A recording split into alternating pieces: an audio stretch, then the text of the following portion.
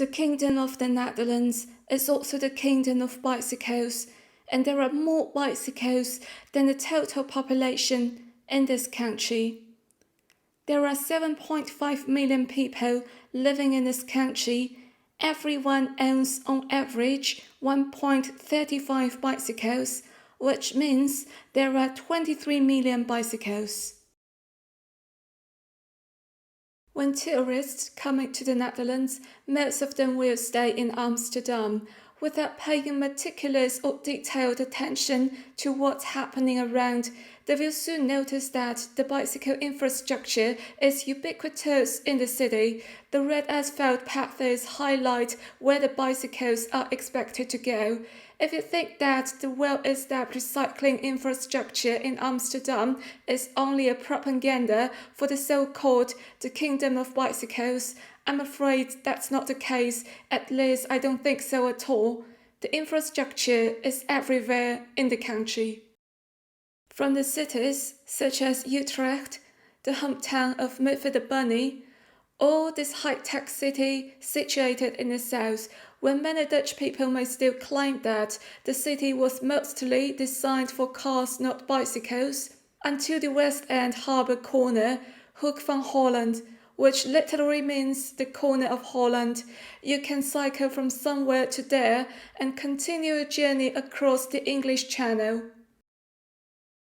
But today we are going to talk about a small town called Houten, which has been awarded twice as Fietsstad, the bicycle city of the Netherlands, in 2008 and 2018 respectively. A city that has the distinction of being the Fietsstad in the Kingdom of Bicycles is truly exceptional. In fact, in 2020, the town which scored number 1 in the country is still Houten, but to encourage and appreciate the work that has been done for bicycles in other municipalities, the prize eventually gave to another town. The award of Fietsstad is evaluated and announced every other year by the Fietsersbond, the cyclists' union. Houten is situated in the middle of the Netherlands, close to the fourth biggest city, Utrecht. It has a population of 51,000. Although the origin of the city can be traced back to the Roman Empire, the modern Houten started to take shape in 1966 as a growing nucleus of Utrecht, thanks to the second spatial planning memorandum, which was focused on designating places as growing nuclei to make sure there were sufficient living places for the fast-growing population and subsequently the housing needs. In the 1990s, with the fourth memorandum on spatial planning, which is also known as WINO, and then the fourth memorandum on spatial planning extra, which is the famous WINEX, the south of Houten was getting developed. For more information about WINO and WINEX, I will talk about them in a future video. At this moment, it seems that there was nothing special about how Houten got developed along the urban development trend in the Netherlands. However, there is something hidden if you start figuring out how you may travel inside the town. Well, suppose I live close by this Kapsalon de hairdresser and I would like to visit this pharmacy in the medical center.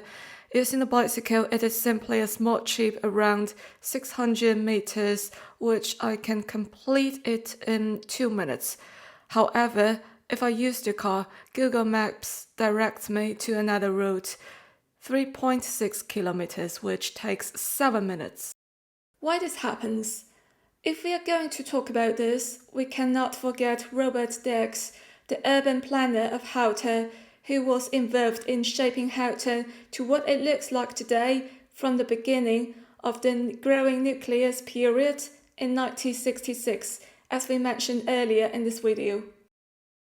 The underlying idea of the urban planning for Houten is that the motor vehicles that travel through the town should be as few as possible and as a result, streets are no longer hostile, much easier to carry out social activities, and become safer for the vulnerable people to live, such as playing children and working elderly. How the urban plan drafted by Mr. Derks achieved this goal. Let's look at the plan. The outer ring of the entire town is called Rondweg or Ring Road. It has a speed limit of 70 km per hour. There are multiple entrances on the ring road to get to the town of Houten. Inside the town, there are multiple small neighborhoods or wijken in Dutch, which are shown here using different colors on the map. Those neighborhoods were carefully designed so that motor vehicles cannot simply go across the border between two different neighborhoods. Instead, they have to travel via the ring road.